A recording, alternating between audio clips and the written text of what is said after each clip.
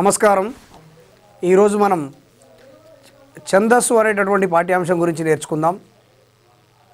ముఖ్యంగా పద్యాన్ని గురించి నేర్చుకునేటప్పుడు ఛందస్సును తప్పకుండా అవగాహన కలిగి ఉండవలసి ఉంది. పద్యం యొక్క లక్షణాలను గురించి వివరించేది ఛందస్సు. పద్యం యొక్క నడక ఏమిటి, పద్యం ఏ విధంగా రాస్తారు, వివిధ పద్యాల్లో రకాలేమిటి, వీటన్నిటిని గురించి ఛందశాస్త్రం వివరిస్తుంది. పద్యం లక్షణాలను గురించి తెలియజేసే శాస్త్రాన్ని ఛందశాస్త్రము అంటున్నాం. ఈ ఛందశాస్త్రము కూడా వేదాలను గురించి తెలియజేసేది వైదిక ఛందస్సు అవుతుంది. పద్యాలను గురించి తెలియజేసేది లౌకిక ఛందస్సు అవుతుంది. పద్యం దాని యొక్క నడక ఏమిటి, అన్ని రకాల పద్యాలు అనేక రకాలుగా ఉంటాయి. అన్ని పద్యాలను ఒకే విధంగా చదవలేం. పద్యం చదవడంలో ఉన్నటువంటి తేడా ఏమిటి, ఏ అక్షరాన్ని దీర్ఘంగా పలకాలి, ఏ అక్షరాన్ని హ్రస్వంగా పలకాలి, వీటి యొక్క పద్యం యొక్క నడకను గురించి ఈ ఛందశాస్త్రం వివరిస్తుంది. ఛందశాస్త్రం ప్రకారం పద్యంలో అక్షరాన్ని పలికే విధానాన్ని బట్టి అక్షరాలను మనం రెండు రకాలుగా వర్గీకరించుకోవచ్చు. కొన్ని అక్షరాలను మనం ఎక్కువసేపు పలుకుతాం, కొన్ని అక్షరాలను మనం ఒక క్షణకాలంలో పలుకుతూ ఉంటాం. ఉదాహరణకు చూడండి, క అని పలికినప్పుడు ఇది ఒక క్షణకాలంలో పలుకుతాం. ఇట్లా ఒక మాత్రాకాలంలో పలికేటటువంటి అక్షరాలను లఘువు, నిలువు గీత లఘువు అనేటటువంటి సంకేతంతో సూచిస్తూ ఉంటాం. అదేవిధంగా ఒక క్షణం కంటే ఎక్కువ కాలం కా అని పలికినప్పుడు దీర్ఘంగా పలుకుతున్నాం కాబట్టి దీన్ని గురువు, రెండు లఘువులను కిందుగా కలిపినటువంటి సంకేతము గురువు అనేటటువంటి ఆ సంకేతంతో సూచిస్తూ ఉంటాం. మరి ఈ లఘువు అంటే ఏమిటి? ఒక మాత్రాకాలంలో, ఒక లిప్తపాటు కాలంలో, ఒక క్షణకాలంలో పలికేటటువంటి అక్షరాలన్నీ లఘువులు అవుతాయి. దీన్ని నిలువు గీత అనే సంకేతంతో సూచిస్తామని తెలుసుకున్నాం. మరి ఏ అక్షరాలు లఘువులు అవుతాయి అనేది ఒకసారి చూద్దాం. హ్రస్వ అక్షరాలన్నీ లఘువులు. హ్రస్వ అక్షరము అంటే దీర్ఘం లేకుండా ఒక క్షణకాలంలో మాత్రమే పలికేటటువంటి అక్షరాలన్నీ హ్రస్వ అక్షరాలు అవుతాయి. ఇవన్నీ కూడా లఘువులుగా సూచిస్తాం.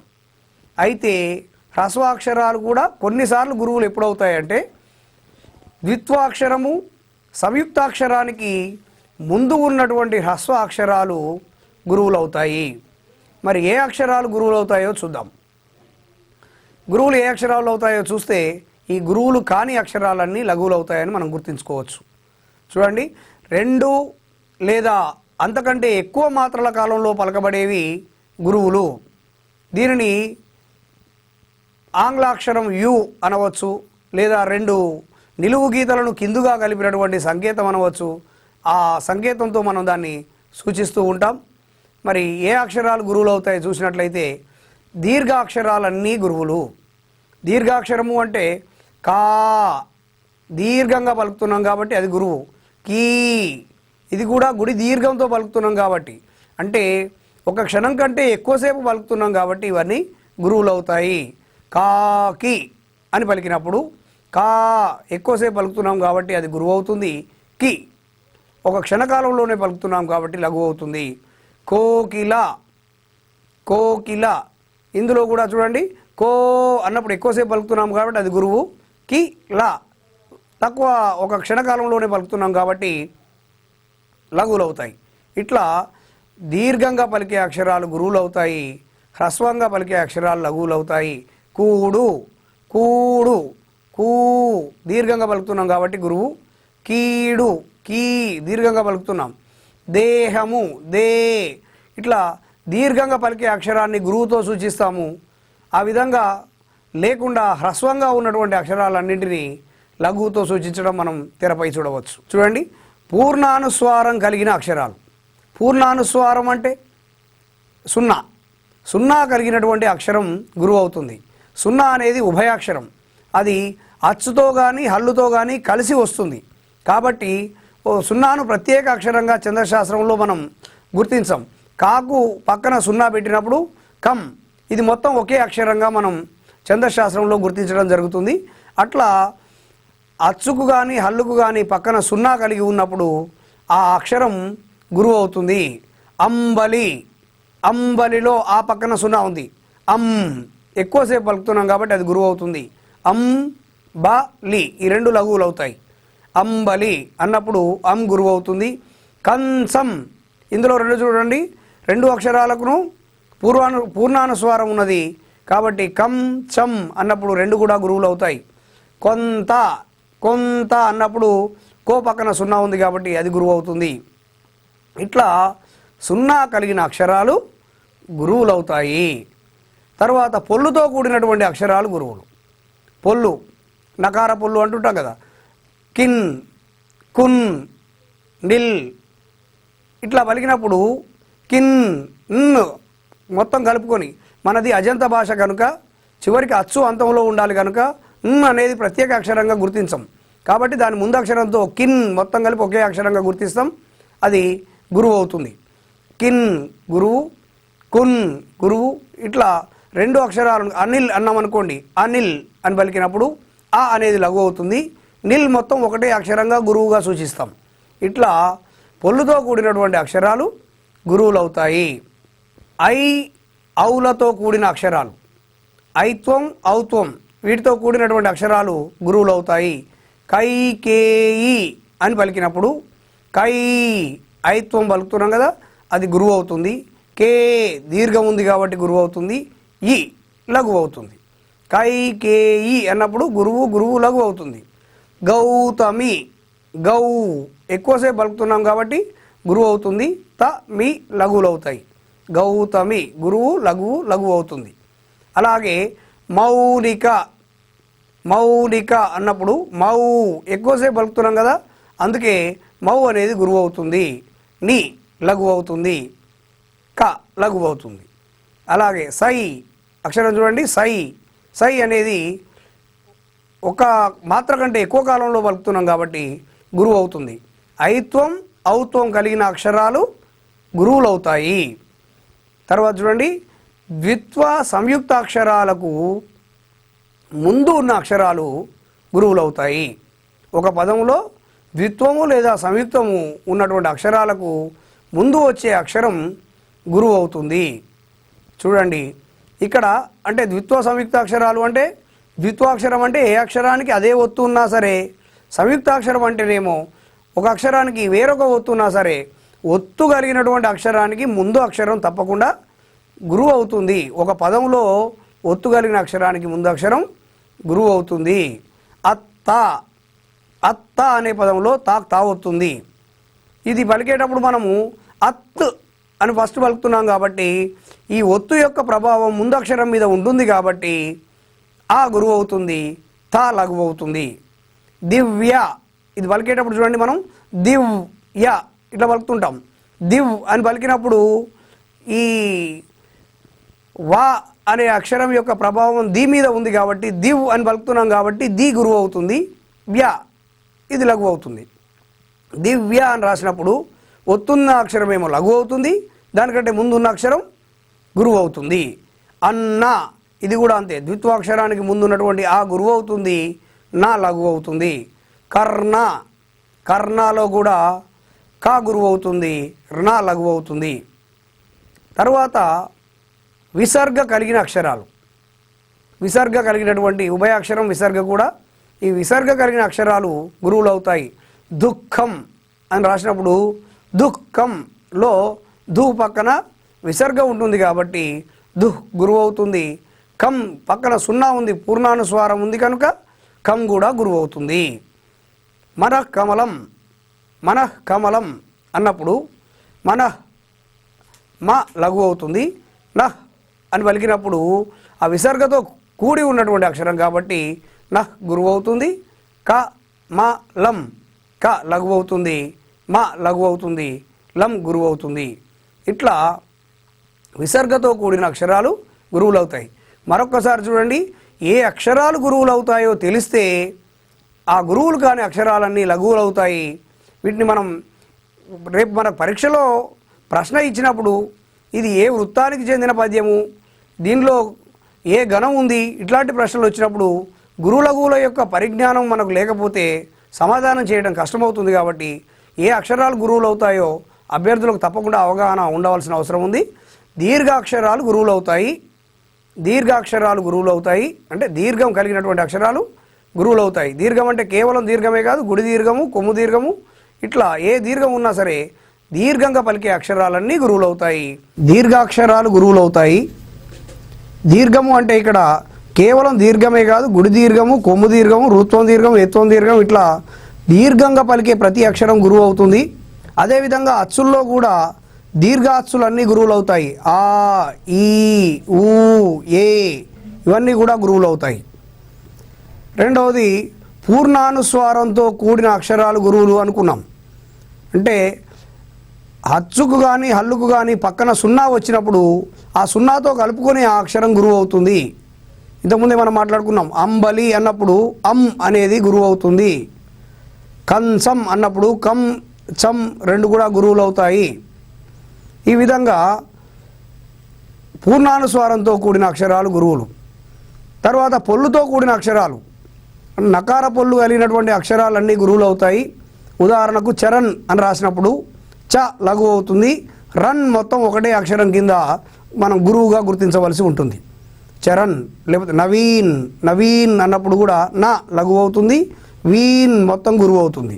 ఇట్లా పొల్లుతో కూడినటువంటి అక్షరం గురువు అవుతుంది. ఐ, ఔలతో కూడిన అక్షరాలు కూడా గురువులు అవుతాయి. ఐత్వం కలిగి ఉన్న అక్షరాలన్నీ గురువులు అవుతాయి. మైనము అన్నప్పుడు మై అనేది గురువు అవుతుంది. దైవము అన్నప్పుడు దై గురువు అవుతుంది. దౌడు అన్నప్పుడు దౌ గురువు అవుతుంది. రౌతు అన్నప్పుడు రౌ గురువు అవుతుంది. ఇట్లా ఐత్వం ఔత్వం కలిగినటువంటి అక్షరాలు గురువులు అవుతాయి. ద్విత్వ సంయుక్తాక్షరాలకు ముందున్న అక్షరాలు గురువులు. ద్విత్వ సంయుక్తాక్షరాలు అంటే ఒత్తు కలిగినటువంటి అక్షరాలకు ముందున్న అక్షరం గురువు అవుతుంది. ఒత్తు కలిగినటువంటి అక్షరానికి ముందు అక్షరం గురువు అవుతుంది. పద్యము అని రాసినప్పుడు దాకు యావత్తున్నప్పుడు దానికంటే ముందుది ప గురువు అవుతుంది. పద్యము అన్నప్పుడు ప గురువు అవుతుంది, ద్య లఘువు అవుతుంది, ము లఘువు అవుతుంది. ఇట్లా ఒత్తు కలిగినటువంటి అక్షరానికి ముందు అక్షరం గురువు అవుతుంది. తర్వాత విసర్గ కలిగినటువంటి అక్షరాలు గురువులు అవుతాయి. దుఃఖము అన్నప్పుడు దుహ్ అని రాసినప్పుడు దానికి విసర్గ కలిగి ఉంటుంది కాబట్టి విసర్గ ఉన్న అక్షరం గురువు అవుతుంది. ఇట్లా ఈ అక్షరాలన్నీ గురువులు అవుతాయి. ఈ విధంగా లేకుండా ఉన్న ఇతర అక్షరాలన్నీ లఘువులు అవుతాయి. మరి ఈ గురువు లఘువులు గుర్తించిన తర్వాత పద్యంలోని అక్షరాలను కొన్ని సమూహాలుగా మనం విడదీసుకుంటాం. ఈ అక్షరాల యొక్క సమూహాన్ని గణము అంటాం. గణము అంటే ఏమిటి అంటే అక్షరాలు లేదా గురువు లఘువుల యొక్క సమూహాన్ని గణము అంటాం. ఈ గణాలు అనేక రకాలుగా ఉన్నాయి. సంఖ్యను బట్టి గణాలను 4 రకాలుగా మనం వర్గీకరించుకోవచ్చు. సంఖ్యను బట్టి గణాలు 4 రకాలు. ఏకాక్షర గణాలు అంటే అందులో ఒకే అక్షరం ఉంటుంది. ఒకే అక్షరాన్ని ఒక గణంగా చూసినప్పుడు ఏకాక్షర గణాలు అంటాం. ఒక లఘువు మాత్రమే ఉన్నటువంటి ఒక అక్షరం ఉంటే అది లగనం, లా. దాంట్లో ఇప్పుడు క అని రాసినాం అనుకోండి, ఒకటే లఘువు వస్తుంది, అది లగనం. అదేవిధంగా ఒకటే గురువు వచ్చేటటువంటి అక్షరం ఉంటే అది గ, గగనం. కా అని రాసినాం అనుకోండి, కా అని రాసినప్పుడు దీర్ఘంగా రాస్తున్నాం కాబట్టి ఒకటే గురువు అవుతుంది. ఆ గురువు వస్తే అది గగనం. ఇవి ఒక లఘువు వస్తేనేమో లగనం, ఒకే గురువు వస్తే గగనం. ఇవి ఏకాక్షర గణాలు. 2 అక్షరాలను సమూహంగా విడదీసినప్పుడు 2 అక్షరాల గణాలను 4గా ఛందశాస్త్రకారులు చెప్పారు. ఛందశాస్త్రం ప్రకారం 2 అక్షరాల గణాలు 4. ఒకటి ఒక గురువు లఘువు వస్తే గల, గురువు లఘువు వస్తే గల. నాన్న అని రాసినప్పుడు, నాన్న అని రాసినప్పుడు నా గురువు అవుతుంది, నా లఘువు అవుతుంది. ఈ నాన్న అనే గణం గల, గల లేదా హగనం అని కూడా దీన్ని పిలుస్తాం. తర్వాత 2 గురువులే వస్తే అది గగ, గురువు వస్తే గగ. కంచం అన్నప్పుడు కం గురువు, చం గురువు. ఇట్లా 2 గురువులే వస్తే అది గగ. తర్వాత లగ అంటే ఒక లఘువు ఒక గురువు వస్తే లగ వనం అని రాసినాం అనుకోండి, వా లఘువు అవుతుంది, నం గురువు అవుతుంది. లఘువు గురువు వరుసగా వస్తే దాన్ని లగ అంటాం, దాన్నే వా గణం అని కూడా పిలుస్తాం. తర్వాత రెండు లఘువులే వస్తే అది లల, రెండు లఘువులే వస్తే లల. తన అని రాసినప్పుడు తన అని రాస్తే త లఘువే అవుతుంది, నా లఘువే అవుతుంది. ఇట్లా రెండు లఘువులే వచ్చినప్పుడు అది లల అంటాం. ఇట్లా రెండక్షరాల గణాలు 4. ఒకటి లగ, రెండోది గల, గగ, లల. ఇట్లా 4 రెండక్షరాల గణాలు. తర్వాత 3 అక్షరాల గణాలు. ఈ 3 అక్షరాల గణాలు 8. ఇవి అభ్యర్థులకు చాలా ముఖ్యమైనవి. ఎందుకంటే ఈ 3 అక్షరాల గణాలతోటే మనం వృత్త పద్యాలను గణ విభజన చేస్తాం కాబట్టి వీటిని తప్పకుండా అభ్యర్థులందరూ గుర్తుపెట్టుకోవాల్సి ఉంటుంది. కేవలం ఒక పదం ఇచ్చి ఇది ఏ గణం అని అడగవచ్చు, లేదా ఒక పద్యపాదం ఇచ్చి ఇది ఏ పద్యము ఏ వృత్తము అని కూడా అడగవచ్చు. ఇట్లా అడిగినప్పుడు 3 అక్షరాల గణాల మీద మనకు పరిజ్ఞానం ఉన్నప్పుడు మాత్రమే దాన్ని చేయడానికి వీలవుతుంది. చూడండి, 3 అక్షర గణాలు 8. ఒకటి భగనం. భగనంలో మొదట గురువు ఉంటుంది, తర్వాత 2 లఘువులు ఉంటాయి. ఆది గురువు తర్వాత లఘువులు ఉంటే అది భగనం. తర్వాత జగనం. ఈ జగనం అంటే గురువు మధ్యకు వస్తుంది, లఘువు గురువు లఘువు, లఘువు గురువు లఘువు ఉంటే జగనం. తర్వాత సగనం.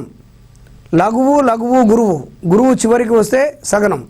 ఇది ఈజీగా గుర్తుపెట్టుకోవడానికి మార్గం ఏమిటంటే భగనం అంటేనేమో మొదట గురువు ఉంటుంది, జగనంలోనేమో మధ్య గురువు ఉంటుంది, సగనంలోనేమో అంత్య గురువు ఉంటుంది.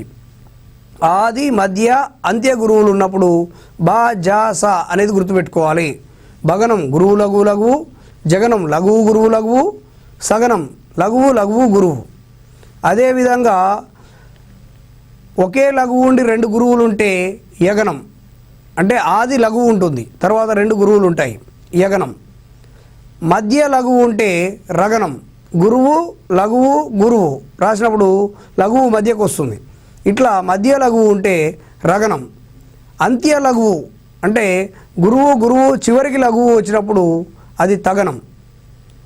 ఆది మధ్య అంత్య గురువు ఉన్నప్పుడు బా రా, ఆది మధ్య అంత్య గురువు ఉన్నప్పుడు బా జా సా అనుకున్నాం. అలాగే ఆది మధ్య అంత్య లఘువులు వచ్చినప్పుడు యా రా తా. ఆది లఘువు యా, లఘువు గురువు గురువు, మధ్య లఘువు రా, గురువు లఘువు గురువు, అంత్య లఘువు తా, గురువు గురువు లఘువు.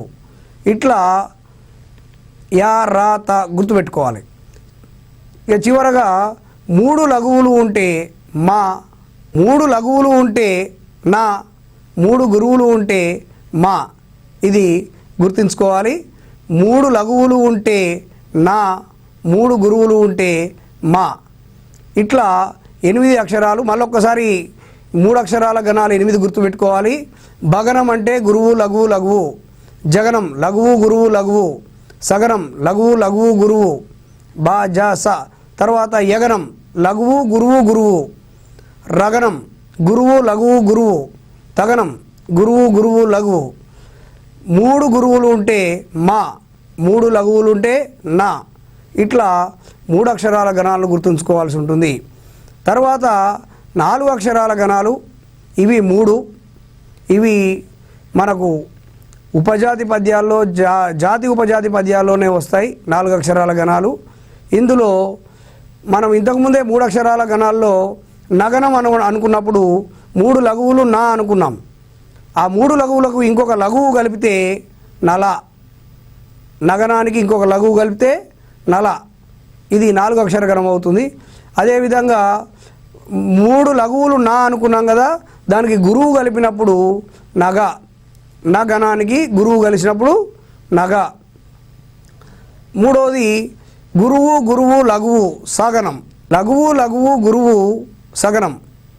3 అక్షరాల గణాల్లో మనం లఘువు లఘువు గురువును సగనం అనుకున్నాం కదా, దానికి లగనం కలిపినప్పుడు సల, లఘువు లఘువు గురువు లఘువు, ఇది సల. ఇట్లా 3 అక్షరాల గణాలు 8, 4 అక్షరాల గణాలు 4 అని మనం చెప్పుకోవచ్చు. ఇది అక్షరాల సంఖ్యను బట్టి గణాలు వర్గీకరణ. మరి ఛందశాస్త్రం ప్రకారం ఆ గణాలకు ఉన్నటువంటి లక్షణాలను బట్టి కూడా గణాలను 3 రకాలుగా వర్గీకరించడం జరిగింది. అందులో ఒకటి సూర్యగణాలు. ఈ సూర్యగణాలు 2. ఇవి ముఖ్యంగా సూర్యగణాలు, ఇంద్రగణాలు మనకు ప్రధానంగా ఛందస్సులో మనకు కనిపిస్తూ ఉంటాయి. సూర్యగణాలు, ఇంద్రగణాలు, చంద్రగణాలు అని ఈ 17 గణాలను 3 రకాలుగా వర్గీకరించుకోవడం జరిగింది. ఇంతకుముందు మనం సంఖ్యను బట్టి వర్గీకరించుకున్న మొత్తం గణాలు 17. ఏకాక్షర గణాలు 2, 2 అక్షరాల గణాలు 4, 3 అక్షర గణాలు 8, 4 అక్షర గణాలు 3, మొత్తం కలిపితే 17. ఈ 17 గణాలనే ఈ లక్షణాలను బట్టి 3 రకాలుగా వర్గీకరించారు. అందులో మొదటిది సూర్యగణాలు. సూర్యగణాలు 2. గురువు, లఘువు, గల అనుకున్నాం కదా.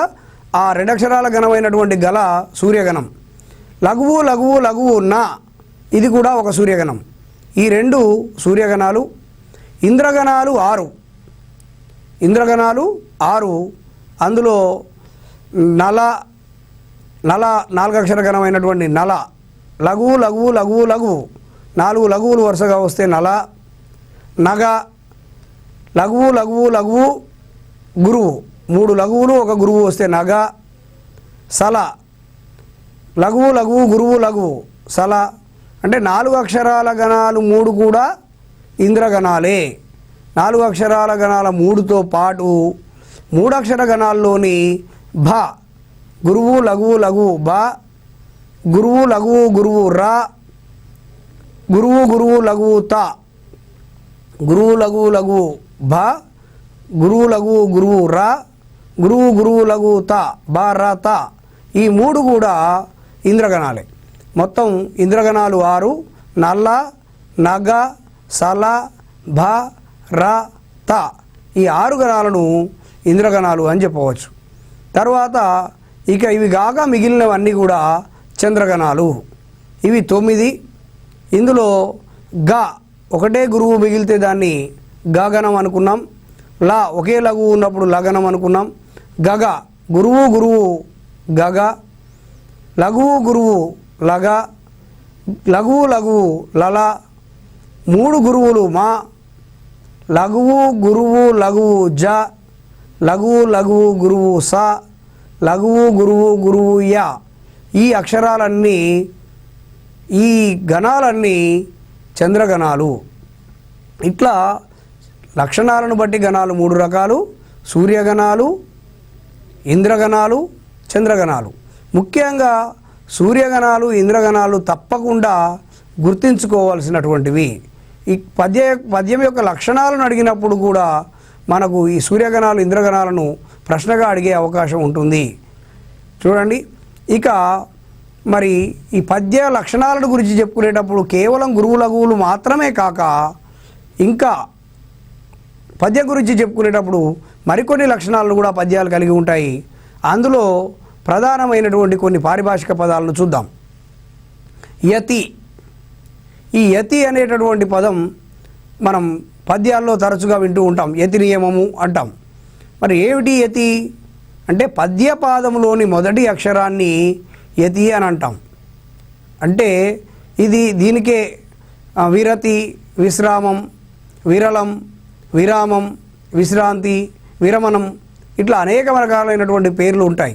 యతి స్థానం ఏమిటి అంటే పద్యం యొక్క నడకలో ఒకానొక చోట కాస్త విశ్రాంతి ఇచ్చి మళ్ళీ ప్రారంభమయ్యేటటువంటి ఆ పద్యపు నడక ఎక్కడైతే స్టార్ట్ అవుతుందో అది యతి స్థానం అని చెప్పవచ్చు. అంటే మొదట ఏ అక్షరం ఉంటుందో దానికి సంబంధించిన అక్షరమే నిర్దేశించిన స్థలంలో మరొక చోట మనకు కనిపిస్తూ ఉంటుంది. దీన్నే మనం యతిమైత్రి అని అంటున్నాం. ఎట్లా అంటే పద్యపాదంలో మొదటి అక్షరం యతి అనుకున్నాం కదా, అదే అక్షరము లేదా దానికి సంబంధించినటువంటి అక్షరము ఆ పద్యపాదంలో మరొక చోట ఉంటుంది. ఆ వేరొక చోట రావడాన్ని యతిమైత్రి అంటాం. మరి ప్రాస నియమం. ఈ ప్రాస అంటే పద్యపాదంలోని 2వ అక్షరాన్ని ప్రాస అంటాం. పద్యపాదంలోని 2వ అక్షరం ప్రాస. మరి ఈ ప్రాస నియమం అంటే ఏమిటి అంటే వృత్త జాతి పద్యాల్లో, వృత్త పద్యాల్లోనూ జాతి పద్యాల్లోనూ రెండవ అక్షరం 4 పాదాలలో ఒకే రకంగా ఉంటుంది. దీన్ని ప్రాస నియమం అంటాం. అంటే పద్యంలోని మొదటి పాదంలో రెండవ అక్షరం ఏదైతే ఉంటుందో మిగిలిన 3 పాదాల్లోనూ ఆ రెండవ అక్షరం అదే ఉంటుంది. అది ప్రాస నియమం. మరి ఈ ప్రాస నియమం ఎట్లా ఉండాలి చూసినట్లయితే ఆ హల్లు అదే ఉంటుంది, అచ్చు మారవచ్చు. ప్రాస నియమంలో హల్లు మాత్రం అదే ఉంటుంది. ఉదాహరణకు రెండవ అక్షరంలో క వచ్చిందంటే తర్వాత రెండో పాదం, మూడో పాదం, 4వ పాదంలో కూడా కా ఉంటుంది. ఆ కా బదులు కీ కానీ కు కానీ అట్లా అచ్చు మారవచ్చు, కానీ హల్లు మాత్రం అదే ఉంటుంది. మరి ఇవి ప్రాస నియమం.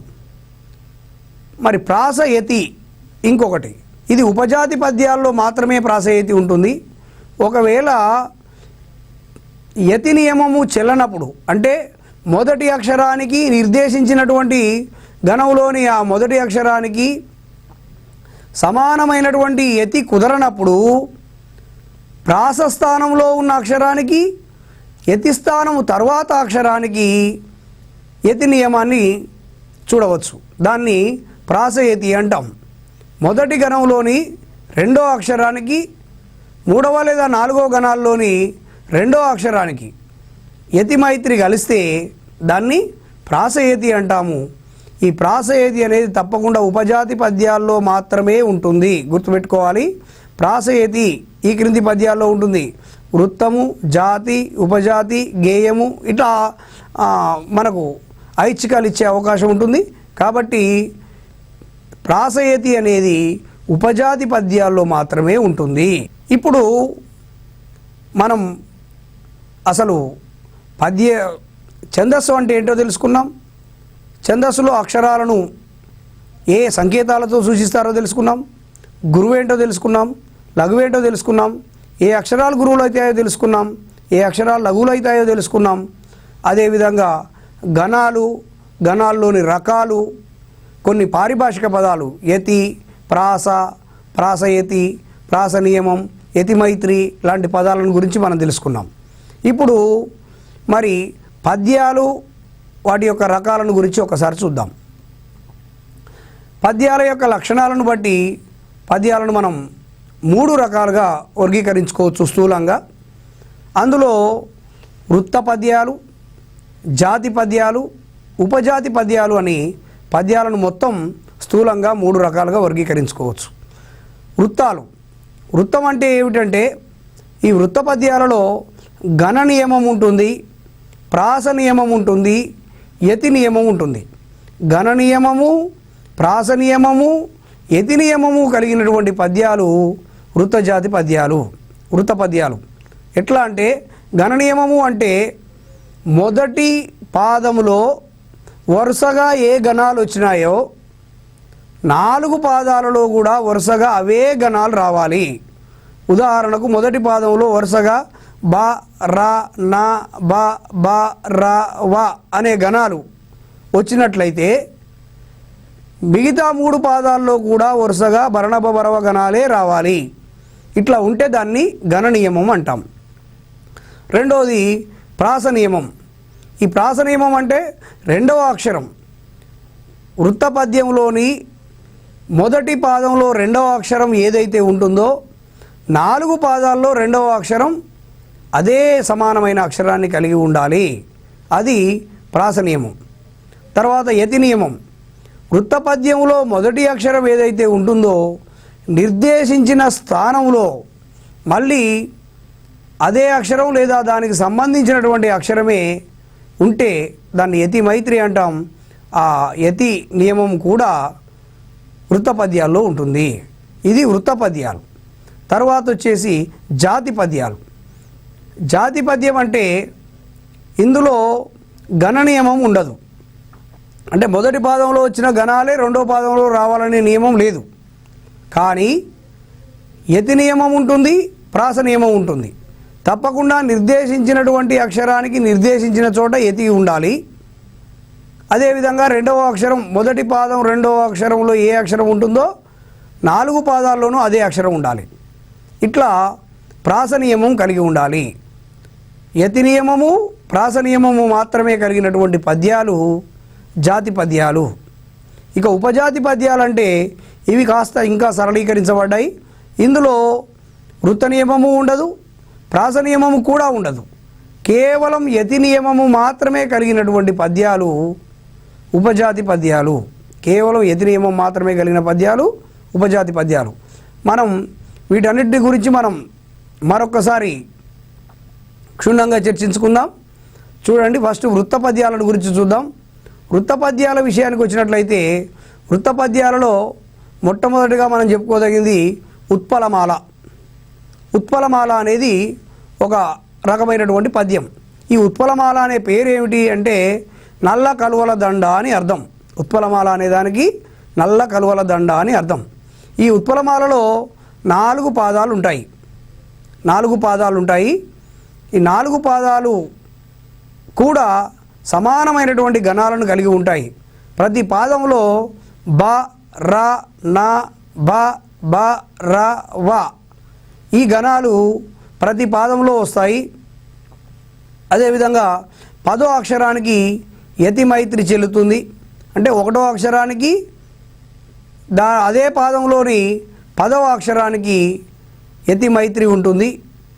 అదేవిధంగా ప్రాస నియమం కూడా ఉంది. ప్రాస నియమం అంటే మనం పాదంలోని 2వ అక్షరాన్ని ప్రాస అనుకున్నాం. మొదటి పాదంలో 2వ అక్షరం ఏదైతే ఉంటుందో పద్యం అంతా కూడా అదే విధంగా ప్రాసను కలిగి ఉంటుంది. ఇప్పుడు ఒక ఉదాహరణ చూస్తే మనకు దీని మీద పూర్తి స్థాయి అవగాహన వస్తుంది. ఒక్కసారి తెరపై చూడండి, ఉదాహరణ ఉంది. బాల రసాల సాల నవపల్లవ కోమల కావ్య కన్యకన్. ఇది ఒక పాదం. బాల రసాల సాల నవపల్లవ కోమల కావ్య కన్యకన్. ఈ యొక్క పద్యపాదంలో మనం ఘన విభజన చేసినట్లయితే మొదట బా దీర్ఘం ఉంది కాబట్టి దాన్ని గురువు అనుకున్నాం. ల ర ఈ 2 కూడా హ్రస్వ అక్షరాలు కాబట్టి 2 లఘువులే. మనము ఈ మూడింటిని ఒక ఘనంగా చేసినప్పుడు గురువు లఘువు లఘువు, ఇక్కడికి గురువు లఘువు లఘువు వస్తే మనం గణాలను గురించి చెప్పుకున్నాం భగనం. గురువు లఘువు లఘువు భ, తర్వాత సా ల సా అనుంది. ఇక్కడి వరకు 3 అక్షరాలను మరొక ఘనంగా చేసుకుంటే గురువు సా అనే దీర్ఘం ఉంది కాబట్టి గురువు, ల లఘువు, మళ్ళీ సా గురువు, గురువు లఘువు గురువు, ఇది రా.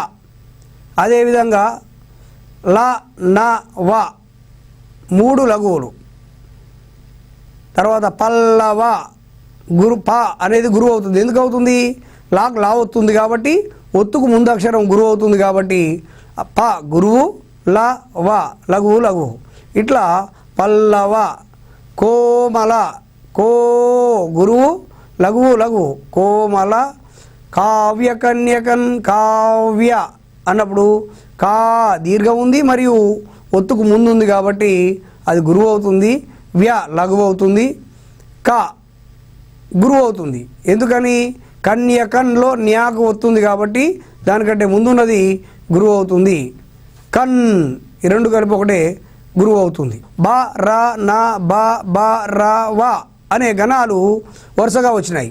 అట్లాగే దాని యొక్క 2వ పాదాన్ని చేసినా కూడా భరణపబరవ అనే గణాలే వరుసగా వస్తాయి. కూలలకిచ్చిన పడుపు కూడు భుజించుట కంటే సత్కవుల్ అనేది 2వ పాదంగా ఉంటుంది. ఇది పోతన గారు రాసినటువంటి పద్యం. మరి ఈ 2వ పాదంలో కూడా ఘన విభజన చేసినప్పుడు తప్పకుండా అవి భరణపబరవ అనే గణాలే వస్తాయి. అభ్యర్థులు ఒక పద్యపాదాన్ని మనం ప్రాక్టీస్ చేసినప్పుడు 2వ పాదాన్ని కూడా మీరు ఆ విధంగా ప్రాక్టీస్ చేసి చూసుకోవాలి. ఇట్లా చేసినప్పుడు మనకు గణాల మీద అక్షరాల మీద ఒక పట్టు వస్తుంది. ఛందస్సులో మనకు ఏ పద్యం ఇచ్చినా కూడా అది ఏ పద్యం అని గుర్తించడానికి వీలవుతుంది. ఇక ఇది ఉత్పలమాలలో ఒకటి గణాలు చూసాం. తర్వాత ఏమనుకున్నాం? ఇవి 4 పాదాలు ఉంటాయి. తర్వాత భరణపబరవ అనే గణాలు వచ్చాయి. మూడోది 1వ అక్షరానికి 10వ అక్షరం యతిస్థానం అనుకున్నాం. ఇక్కడ బా అనేది మొదటి అక్షరంగా ఉంది. దాంట్లో 10వ అక్షరం చూడండి ప. పల్లవలో పా పా అనే అక్షరం 10వ అక్షరం అవుతుంది. ఈ పాప్ప బాబ్బా ఇవి యతి మైత్రి కలిగినటువంటి అక్షరాలు కాబట్టి బా పా యతి చెల్లుతుంది. కాబట్టి ఇది యతి మైత్రి కూడా చెల్లింది. తర్వాత 2వ అక్షరం లా ఉంది కదా, ఆ పద్యంలో 4 అక్షరాల్లోనూ లా లా లా లా అనే అక్షరాలు ఉంటాయి కాబట్టి ప్రాస నియమం కూడా ఉన్నది. ఇది ఉత్పలమాల పద్యం. దీని తర్వాత చెంపకమాల. చూడండి, ఈ చెంపకమాలలో 4 పాదాలు ఉంటాయి. ఇది కూడా ఉత్పలమాలలాగే 4 పాదాలు ఉంటాయి. దీనిలో గణాలు మాత్రం నా జ బ జ చ జ ర, నజ బజ జజ ర, నజ బజ జజ ర. ఈ చెంపకమాలలో 4 పాదాలు ఉంటాయి. ఇందులో ప్రతి పాదంలో కూడా నా జ బ జ జ జ ర, నజ బజ జజ ర అనే గణాలు వరుసగా వస్తాయి. అదేవిధంగా 1వ అక్షరానికి 11వ అక్షరం యతి మైత్రి చెల్లుతుంది. ప్రాస నియమం ఉంటుంది. ఇక్కడ కేవలం గణాలు మాత్రమే మారినాయి, యతి స్థానం మారింది, గుర్తుపెట్టుకోవాలి. ఉత్పలమాలలో 10వ అక్షరం యతి స్థానం అనుకున్నాం, చెంపకమాలలో 11వ అక్షరం యతి స్థానం అవుతుంది. దీనికి ఉదాహరణ ఒకసారి చూసినప్పుడు మనకు తేలికగా అర్థమవుతుంది. ఇక్కడ చూడండి, అవని విధీర్ణమైనను హిమాద్రి చెల్లించుటగలిగినన్ మహా అంతవరకు ఒక పాదం. ఇందులో అ వ ని ఈ 3 కూడా లఘువులే. అ వ ని ఇవి పలకడంలో క్షణకాలంలోనే పలుకుతున్నాం కాబట్టి 3 లఘువులు.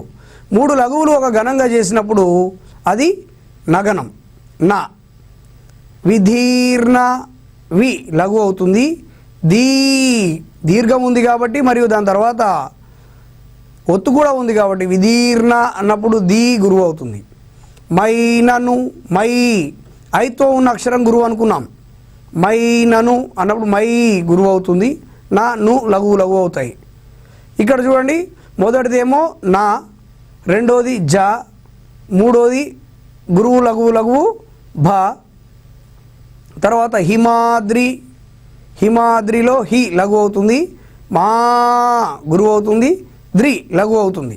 ద్రి అనేదానికి ఒత్తుంది కాబట్టి ముందుది గురువు అవుతుంది, ద్రి లఘువే అవుతుంది. కాబట్టి లఘువు గురువు లఘువు జ.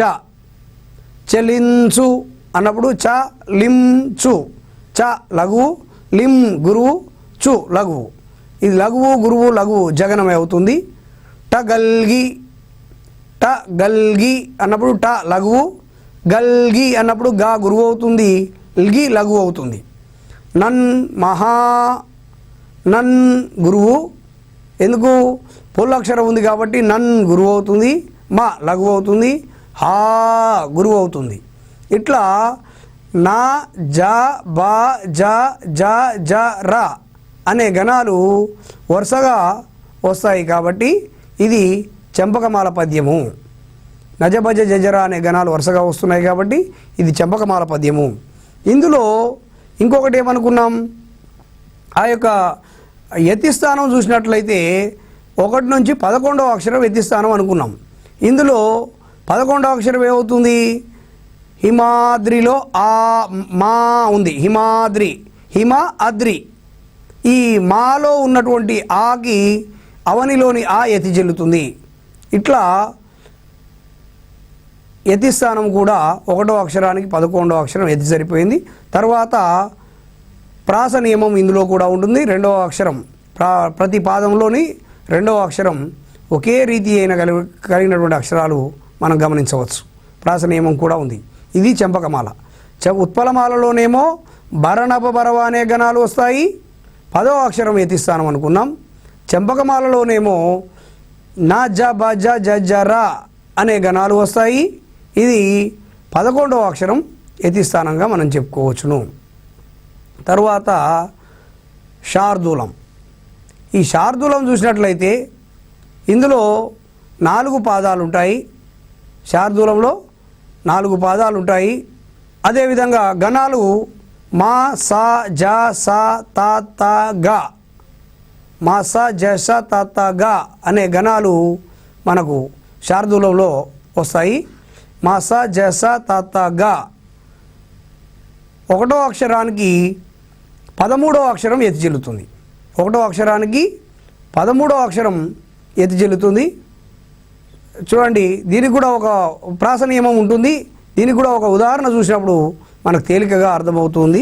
ఆనందంబున నర్ధరాత్రముల చంద్రాలోకముల్గాయగా, ఇదొక పాదం. ఇందులో ఆనందం 3 అక్షరాలు కూడా చూడండి మనం ఎక్కువసేపు పలుకుతూ ఉన్నాం. ఆనందం ఎక్కువసేపు పలుకుతున్నాం కాబట్టి 3 గురువులే. బు నా నా, ఇక్కడ బు లఘు అవుతుంది, నా లఘు అవుతుంది. తర్వాత ఉన్నటువంటి నా అనేది నర్ధరాత్రములు అనేదానికి ఒత్తున్న అక్షరానికి ముందుంది కాబట్టి అది గురువు అవుతుంది. లఘువు లఘువు గురువు అవుతుంది. 3 గురువులు ఉంటే మగరం అనుకున్నాం. లఘువు లఘువు గురువు ఉంటే సగరం. 3 గురువులు ఉంటే మగరం అనుకున్నాం. లఘువు లఘువు గురువు ఉంటే సగనం. ఆనందంబున నర్ వరకు న అనేది గురువు అవుతుంది. ర్ధరాత్రము ర్ధరాత్ర అన్నప్పుడు ర్ధ లఘు అవుతుంది. రా దీర్ఘ ఉంది, ఒత్తు కంటే ముందు ఉంది కాబట్టి గురువు అవుతుంది. త్ర లఘు అవుతుంది. మూల చంద్రాలోకముల్ అన్నప్పుడు ము గురువు, ము లఘువు, ల లఘువు, చం గురువు. ద్రాలోక ద్రా దీర్ఘం ఉంది కాబట్టి గురువు. లో దీర్ఘం ఉంది కాబట్టి గురువు. క లఘువు. ముల్ గాయగా ముల్ పొల్లు కలిగిన అక్షరం కాబట్టి గురువు. గా దీర్ఘం ఉంది కాబట్టి గురువు. య లఘువు. గా ఇది ఏకాక్షర గణం, గురువు అవుతుంది. అందుకే దానికి గగనం అనుకున్నాం. ఇట్లా మా సా జా సా తా తా గా ఇట్లా వచ్చేటటువంటి అక్షరాలు గణాలు ఈ విధంగా మస జస తతగా అనేటటువంటి గణాలు వచ్చినట్లయితే అది శార్దూల పద్యం అనుకున్నాం. ఈ శార్దూలం అంటే పెద్ద పులి అని అర్థం. అంటే ఈ పద్యం యొక్క నడక పెద్ద పులి యొక్క వేగాన్ని కలిగి ఉంటుంది కాబట్టి దీన్ని ఆనందమున నర్ధరాత్రముల చంద్రాలోకముల్గాయగా, ఇది పాడే విధానంలో ఒక వేగం ఉంటుంది కాబట్టి దీన్ని శార్దూలం అన్నారు. ఈ శార్దూలంలో 1వ అక్షరానికి 13వ అక్షరానికి యతి మైత్రి చెల్లుతుంది. ఇందులో ఆ అనేది మొదటి అక్షరంగా ఉంది. అదేవిధంగా 13వ అక్షరంలో చంద్రాలోకముల్ ద్రా, అందులో చంద్ర ఆలోకముల్, చంద్ర ఆలోకముల్ అన్నప్పుడు అందులో ఉన్నటువంటి ఆకి మొదటి ఆ యతి మైత్రి చెల్లుతూ ఉంది. ప్రాస నియమం కూడా ఉంది కాబట్టి ఇది శార్దూల పద్యం. తరువాత మత్తేబము. మత్తేబము అంటే మదించిన ఏనుగు అని అర్థం. దీని యొక్క నడక ఏనుగు నడకను పోలి ఉంటుంది. మందగమనంతో నడిచేటటువంటి పద్యం ఇది. చూడండి, ఇందులో కూడా 4 పాదాలు ఉంటాయి. ప్రతి పాదములోనూ స బ ర న మ య వ, స బ ర న మ య వ అనే గణాలు వరుసగా వస్తాయి. 1వ అక్షరానికి 14వ అక్షరం యతి మైత్రి చెల్లుతుంది. 1వ అక్షరానికి 14, ఆ పాదంలోని మొదటి అక్షరానికి అదే పాదంలోని 14వ అక్షరం యతి మైత్రి చెల్లుతుంది. ఇది మత్తేబం యొక్క లక్షణం. ఇందులో కూడా ప్రాస నియమం ఉంటుంది. ఇక్కడ కూడా ఒక ఉదాహరణను మనం పరిశీలిద్దాం. తెలంగాణమున గడ్డిపోచయును సంధించెన్ కృపానమ్ము రా జలలాముండను వాడు అని తర్వాత పాదంలో వస్తుంది. ఇక్కడ తెలంగాణమున గడ్డిపోచయును సంధించెన్ కృపానమ్ము అని పాడినప్పుడు తెలగా తే లా తక్కువ అంటే ఒక మాత్ర కాలంలో పలుకుతున్నాం, తక్కువ సమయంలో పలుకుతున్నాం. గా అనేది ఎక్కువ సమయంలో పలుకుతున్నాం కాబట్టి లఘువు లఘువు గురువు. తెలగా లఘువు లఘువు గురువు వస్తే సా, సగనం వచ్చిందంటే అది సబరణమయవ మత్తేబం అని గుర్తుపెట్టుకోవాలి. సా తర్వాత నమ్మున నా అనేది గురువు అవుతుంది. ఎందుకంటే దాని తర్వాత ఉన్నటువంటి అక్షరానికి ము అనే అక్షరానికి మా ఒత్తు ఉంది కాబట్టి ఒత్తు కంటే ముందుంది కాబట్టి నా గురువు అవుతుంది. నమ్మున అన్నప్పుడు నా అనేది ఒత్తు అక్షరం కంటే ముందుంది కాబట్టి అది గురువు అవుతుంది. ము లఘువు అవుతుంది, నా లఘువు అవుతుంది. గడ్డిపో చెయ్యును అన్నప్పుడు గడ్డిపో గా ఒత్తు అక్షరం కంటే ముందుంది కాబట్టి గురువు అవుతుంది.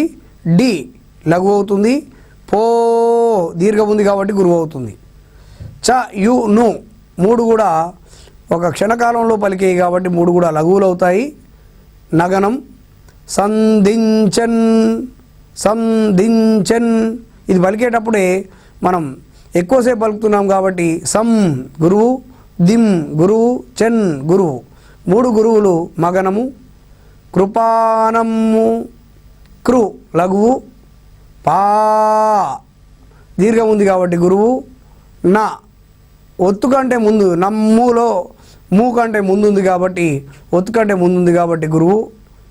రా దీర్ఘం ఉంది కాబట్టి గురువు. ఇట్లా మొదట మూడు అక్షరాలను మనం ఘన విభజన చేసుకున్నట్లయితే చివరికి 2 అక్షరాలు మిగులుతాయి. మొదటి 3 సగనము, తర్వాత బ, తర్వాత రా, తర్వాత నా, మా, యా, చివరికి 2 అక్షరాల ఘనం వా. సా బ ర న మ య వా. సబరణమయవ అనేది మత్తేబం యొక్క ఘనం. దీనిలో ఇంకొకటి 14వ అక్షరం యతిస్థానం అనుకున్నాం. దీనిలో చూడండి, తెలగా 3 అక్షరాలు, నమ్మున 6, గడ్డిపో 9, చయును 12, ఇక్కడికి 12, తర్వాత సం 13, దిం 14. ఇక్కడ తే అనే దానికి ది అనే అక్షరం ఎత్తి చెల్లుతుంది. 1వ అక్షరానికి 14వ అక్షరం ఎత్తి చెల్లుతుంది కాబట్టి తాత్త దాద్దాలు యతిమైత్రి కలిగినటువంటి అక్షరాలు. అందులో కూడా తే అనేదానికి తి లేదా ది అనేది ఎత్తి చెల్లవచ్చు. ఏలకు ఈలు ఎత్తి చెల్లుతాయి కాబట్టి అట్లా తెలంగాణము అనేదానికి తే అనే అక్షరానికి ది అనే అక్షరం ఇక్కడ యతిమైత్రి ఉంది.